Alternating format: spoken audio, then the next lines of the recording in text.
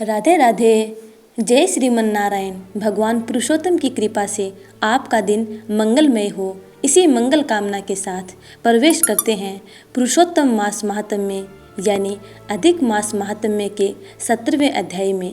पीछे के अध्याय में हमने जाना कि सुदेव नामक ब्राह्मण पुत्र इच्छा से कठोर तप करता है, जिससे भगवान विष्णु प्रकट होते हैं। प्रकट होकर उसे वरदान मांगने के लिए कहते हैं। सुदेव शर्मा पुत्र का वरदान मांगते हैं, किंतु भगवान विष्णु उसे कहते हैं कि उसके भाग्य में पुत्र का योग नहीं है, परंतु फिर भी वह पुत्र का ही वरदान मांगता है। तब भगवान विष्णु उन्हें पुत्र का वरदान तो दे देते हैं, लेकिन कहते हैं कि वह अल्पायु है। यह सुनकर सुदेव ब्राह्मण मूर्छावस्था को प्राप्त हो जाता है, यानी अचेत हो जाता है। अब आगे का वृत्तांत हम इस अध्याय में जानेंगे। नारद जी बोले, हे कृपा के सिंधु, उसके बाद जागृत अवस्था को प्राप्त उस राजा दृढ़धनुआ का क्या हुआ, सो मुझसे कहिए, जिसके सुनने से पापों का नाश कहा गया है। नारायण बोले, अपने पूर्व जन्म के चरित्र को सुनने से आश्चर्ययुक्त तथा और सुनने की इच्छा रखने वाला राजा दृढ़धनुआ वाल्मीकि ऋषि से फिर से बोला। वाल्मीकि मुनि बोले, इस तरह स्त्री के मुख से शीतल वाणी को सुनकर सुदेव शर्मा धैर्य धारण कर हरि भगवान में चित्त को लगाता हुआ दीर्घ श्वास लेकर दीन मुख सुदेव शर्मा जो होने वाला है वह होगा, यह मन में निश्चय कर पुष्प समीदा आदि लेने के लिए वन को चला गया। इस प्रकार करते उस सुदेव शर्मा का कितना ही समय बीत गया।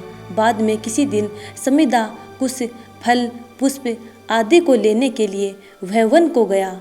वहां जाकर सुदेव शर्मा मन से श्री हरि भगवान विष्णु के चरण कमलों का ध्यान करने लगा। उसी दिन उसका लड़का सुखदेव अपने मित्रों के साथ बावड़ी को गया। बावड़ी में प्रवेश कर समवयस्क मित्रों के साथ जल यंत्रों से जल फेंकता हुआ और बार बार हंसता हुआ खेलने लगा। गर्मी के ऋतु में बार बार जल में खेलता हुआ हर्ष को प्राप्त हुआ। इस तरह प्रेम में मगन सब बालकों से खेल करते हुए अथाह जल में खड़ा हुआ वह सुखदेव बालक मित्र बालकों से पीड़ित होकर मित्र वर्ग के भय से भागने की इच्छा करता हुआ और भाग्य से प्रेरित हो अपने श्वास को रोककर अपने मित्रों को छलने की इच्छा से वहां अथाह जल में गोता लगाया, किंतु उस जल में व्याकुल होकर उससे बाहर निकलने की इच्छा करता सहसा उस अथाह जल में वह बालक मृत्यु को प्राप्त हो गया। जल से निकलते हुए बालक को न देखकर वे सब समवयस्क मित्र बालक चकित होकर हाहाकार करते हुए बहुत जोर से दौड़े और अत्यंत शोक से ग्रस्त वे बालक उसकी माता गौतमी से जाकर बोले। उन बालकों के अत्यंत अप्रिय वज्रपात के समान वचन को सुनकर पुत्र में प्रेम करने वाली वह गौतमी तुरंत पृथ्वी पर गिर गई। उसी समय वन से सुदेव शर्मा आया। पुत्र का मरण सुनकर कटे वृक्ष के समान पृथ्वी पर गिर गया। बाद में दोनों ब्राह्मण स्त्री पुरुष उठकर बावड़ी को चले गए। वहां जाकर मृत पुत्र का आलिंगन कर उसके शरीर को गोद में लेकर सुदेव शर्मा बारंबार पुत्र का मुख चूमने लगे। अपने गोद में स्थित मृत पुत्र को बार बार देखता हुआ रोता विलाप करता गदगद अक्षरों से बोला। सुदेव शर्मा बोला, हे पुत्र, मेरे शोक को नाश करने वाले शीतल सुंदर और शुभ वचन को बोलो। हे वत्स, मेरे मन को प्रसन्न करो। वृद्ध माता पिता को छोड़कर तुम जाने के योग्य नहीं हो। हे वत्स, वेदाध्ययन के लिए तुम्हारा श्रेष्ठ मित्र बुला रहा है और बड़े हर्ष से पढ़ाने के लिए उपाध्याय तुम्हें बुला रहे हैं। हे पुत्र, शीघ्र उठो, इस समय क्यों सो रहे हो? तुमको छोड़कर घर नहीं जाऊंगा। घर में मेरा क्या काम है?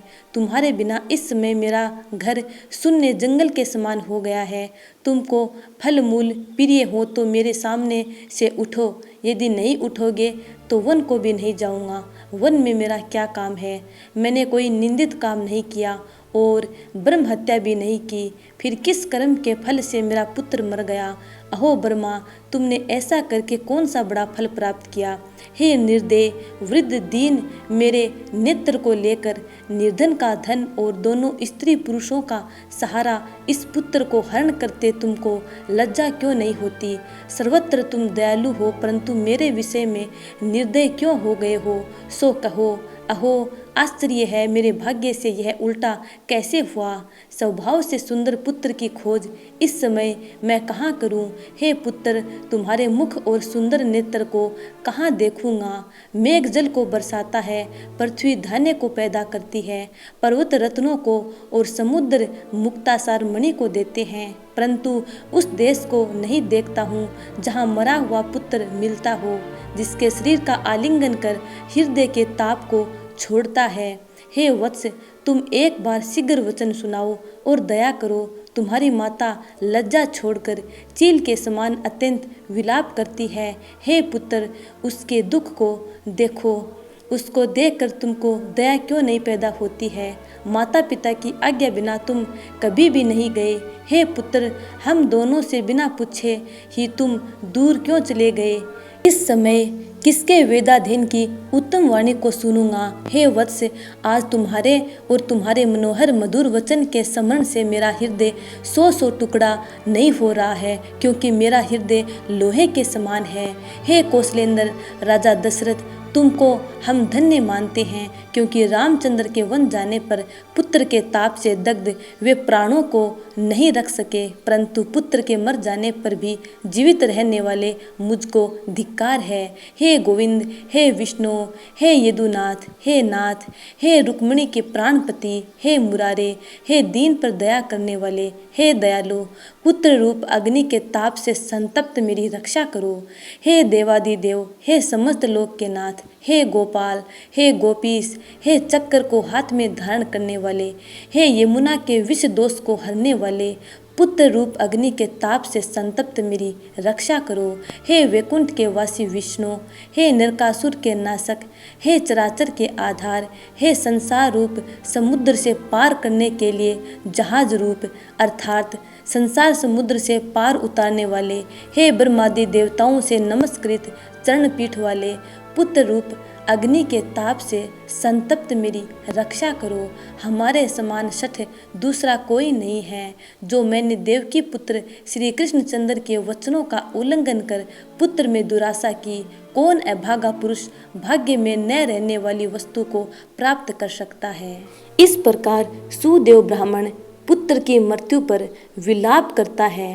अब आगे क्या होता है, यह वृत्तांत हम पुरुषोत्तम मास के 18वें अध्याय में जानेंगे। उम्मीद करती हूँ कि आपको यह कथा अच्छी लगी है। यदि अच्छी लगी है तो लाइक, कमेंट और चैनल को सब्सक्राइब करके बेल आइकन को जरूर दबा लीजिएगा, ताकि आने वाली वीडियो का नोटिफिकेशन आप तक पहुँच जाए। तब तक के लिए राधे राधे, जय श्रीमन नारायण।